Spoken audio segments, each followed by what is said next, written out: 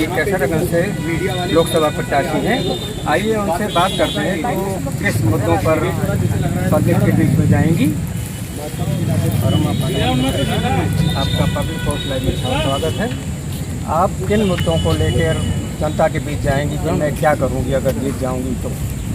मैं देखिए ज़मीनी स्तर के मुद्दा स्वास्थ्य, शिक्षा, बेरोजगारी, पलायन मेरा मेन मुद्दा है। यहाँ के लोग, यहाँ पे कोई रोजगार नहीं है, कोई उद्योग धंधे नहीं है, कोई इंडस्ट्री नहीं है, इसलिए लोग यहाँ से पलायन कर रहे हैं। हमारे यहाँ के लोग काफ़ी बाहर चले गए हैं। यहाँ पे कोई रोजगार नहीं है, कोई स्वास्थ्य नहीं है, कोई शिक्षा की व्यवस्था नहीं है। इन सब सारे मुद्दे मेरे हैं जो कि हम चाहते हैं कि यहाँ पे ज़मीनी स्तर पे इन सारे मुद्दों पे काम हो और मैं करूँगी। यह जनता से मेरा वादा है।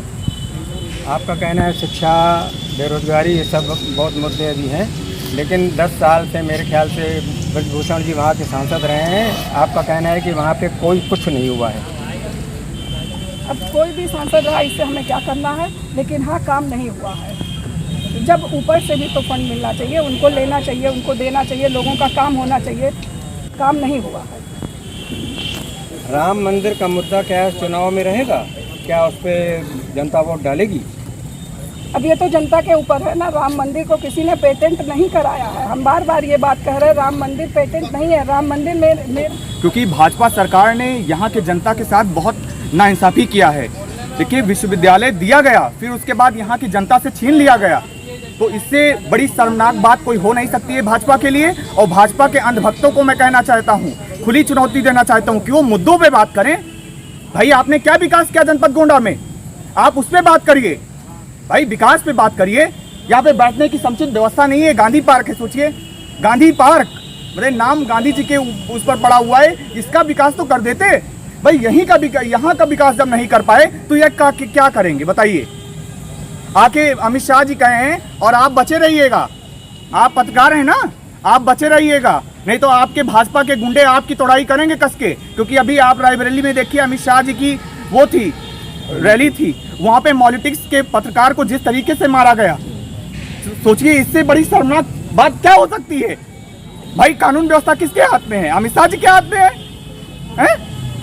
दावे करते हैं, बताइए किस तरह वो मारा गया। अरे शर्म करे भाजपा के लोग, भाजपा के अंधभक्त। ये शर्म की बात है। कितना झूठ बोलेंगे जनता से? जनता अब सब समझ चुकी है, इनको नकार चुकी है। ये देश से जा रहे हैं, साफ हो रहे हैं। ये जो जुमला कह रहे हैं 400 पार 400 पार, ये 400 हार रहे हैं। ये आप ये समझ लीजिए। आप बचे रहिएगा। 400 पार नहीं, ये 400 हार रहे हैं, ऐसा आप लोगों का कहना है। मेरा कहना है, मेरा भी है। हम भी हिंदू हैं, हमारे भी रामचंद्र जी हैं। केवल भाजपा के रामचंद्र जी नहीं हैं, सपा के भी हैं, बसपा के भी हैं। निर्दलीय प्रत्याशी मैं अरुणिमा पांडे हूँ, मेरे भी रामचंद्र जी हैं। तो केवल उन्हीं पे क्यों वोट दिया जाए? रामचंद्र जी तो सबके हैं। आप यहाँ सबसे बड़ी लड़ाई किससे समझती हैं? सपा से, बसपा से, कांग्रेस से? किससे सबसे बड़ी लड़ाई किससे समझ रही हैं? ना सपा से है, ना बसपा से है, ना कांग्रेस से है। यहाँ की ज़मीनी स्तर के मुद्दों से लड़ाई है, जो कि यहाँ पे नहीं हो रहा है। ज़मीनी स्तर पे स्वास्थ्य है, शिक्षा है, बेरोजगार है, इन सब चीज़ों पे लड़ाई है।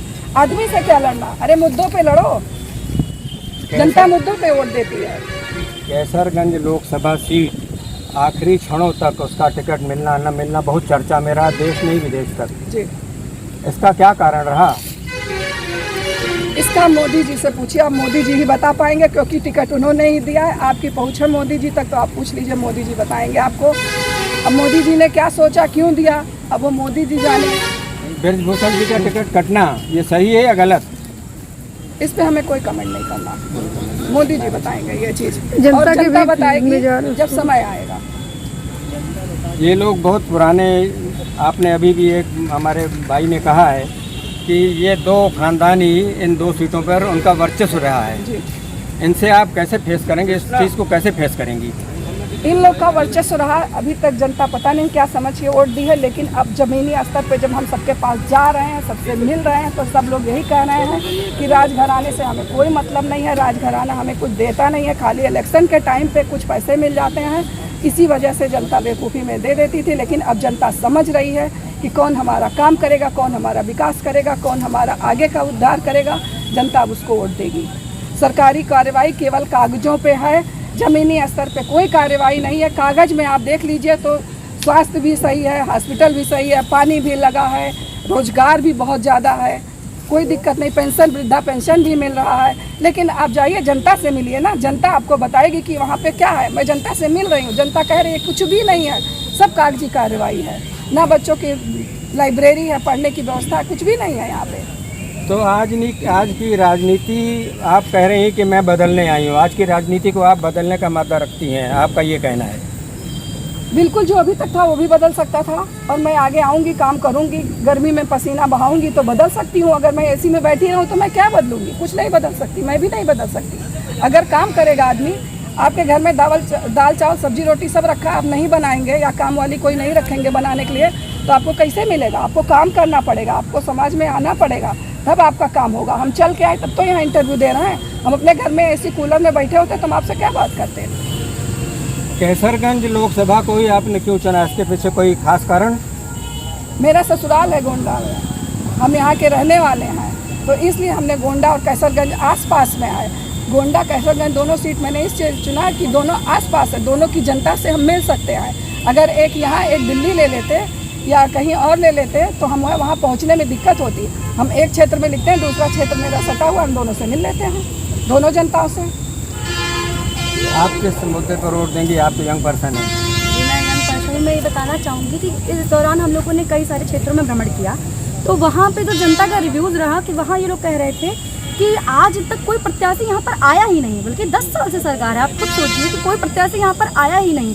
अरे लोग एसी की हवा खा रहे हैं, भाई सरकार तो बनी हुई है। हमारे प्रत्याशी बताइए, वहाँ पे जाके एक लोगों के घर में मिल के लोगों से उनकी समस्याएं पूछी। एक औरत, एक महिला ने कहा कि मैं आपको क्या बताऊं, किस मुद्दे पे मैं आपको वोट दूं भाई, और अगर मैं बताऊं तो मेरा पेट जल रहा है, मेरा दिल जल रहा है, मैं कैसे आपको बताऊं? आखिर परेशानी नहीं तो उन्होंने ऐसा कहा क्यों? भाई किस बात पे आप जाके आप कह रहे हैं कैसरगंज से जीते हैं, वहाँ से जीते हैं, क्या आपने काम किया, क्या विकास किया? आप निकल के फील्ड में देखिए भाई, अगर आप फील्ड में निकल के देखेंगे तभी तो लोगों की समस्या का पता चलेगा।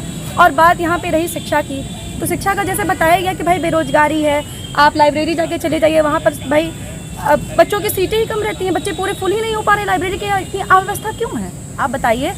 यहाँ पर विश्वविद्यालय की बात रही, वो भी नहीं हो पाया।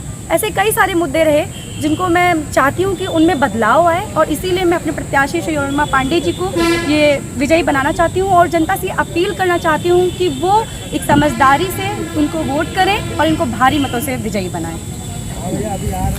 मैडम, आप किस मुद्दे पर वोट देंगे? भाई युक्ति से भय मुक्ति के कारण मैं मैम को वोटिंग करूँगी।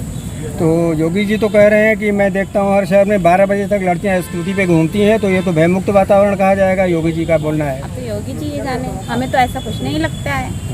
नहीं, कहाँ पे 12 बजे तक अगर घूमती नहीं है, अमित शाह जी ने अपने एक भाषण में कहा था कि मैं अहमदाबाद गया था और मैं रात को वहाँ से सभा करके 12 बजे लौट रहा था, तो मैंने देखा स्कूटी पे लड़कियाँ जा रही थी और मुझे बहुत खुशी हुई। ये अमित शाह का बिल्कुल है, ये मैं आपको ये हवा में बात नहीं कर रहा हूँ। आप बात सही कह रहे हैं, वो जुमलेबाज की सरकार है, वो सही बोल रही है। जो झूठ बोल रही है कि लड़कियां 12 बजे तक घूमती हैं, लड़कियां अगर 12 बजे तक घूमती तो 2 लड़कियों को नंगा नहीं खींचा जाता। आपको शायद वहाँ की घटना पता होगी, जो 2 लड़कियों को नंगा खींचा गया था। जब लड़कियां क्यों किया गया भाई? भाजपा सरकार थी तो भाजपा सरकार ने क्यों नहीं उस पर एक्शन लिया? अगर सुरक्षा है तो उनके साथ क्यों दिक्कत की गई, आप बताइए।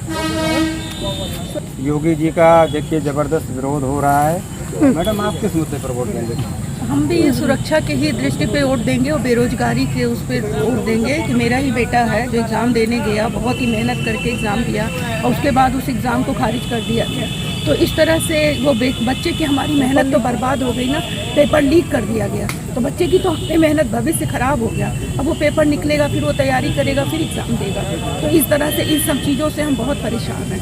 दूसरा, हमारे यहाँ पे भय मुक्त हमें चाहिए। जो यहाँ पे डर है कैसरगंज था उसमें तो भय बहुत ज़्यादा, कहीं भी हम बोल रहे हैं लेकिन अंदर से भय है, क्योंकि ऐसा सरकार यहाँ पे बनी हुई है। लेकिन हम सपोर्ट करेंगे मैडम को कि जिससे हमारी मैडम भय मुक्त हों, हमारी मैडम को काफ़ी भारी मतों से विजयी बनाए। वोट देंगे बाबू? भाई एक ही मुद्दा है कि भय मुक्त वातावरण, ये तो सबसे प्रथम मुद्दा है। दूसरी बात, मुद्दा सबसे बड़ा मुद्दा ये है कि यहाँ कोई रोजगार का कोई साधन नहीं। कोई युवक चाहे कि हम 2 घंटे का पार्ट टाइम जॉब कर लें, तो जॉब तो छोड़ो, पूरे जिले में, पूरे मंडल में इंडस्ट्री का नामो निशान नहीं। गन्ना मिल अगर ना हो तो कोई भी सप्लीमेंट्री इंडस्ट्री कोई है ही नहीं है कि जहाँ आदमी 2 घंटा बैठ करके 1000-500 रुपया कमा ले। तो आखिर कहाँ जाए आदमी? आत्महत्या कर रहा है। बहुत से लोग सुसाइड कर रहे हैं। लड़कियां, आप देखिए, आप पूरे जिले की स्थिति आप देखिए, हर महीने में कम से कम 10 महिलाएं यहाँ आत्महत्या कर ले रही है। क्या कारण है?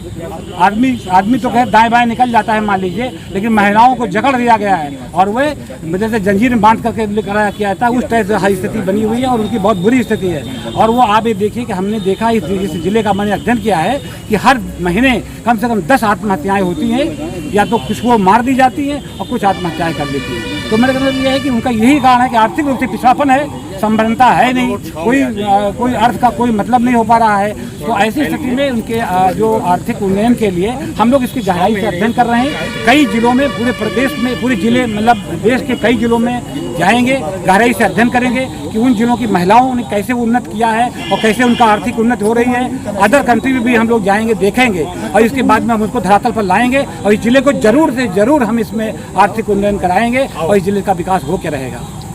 इस जिले का विकास होकर रहेगा। देखिए आप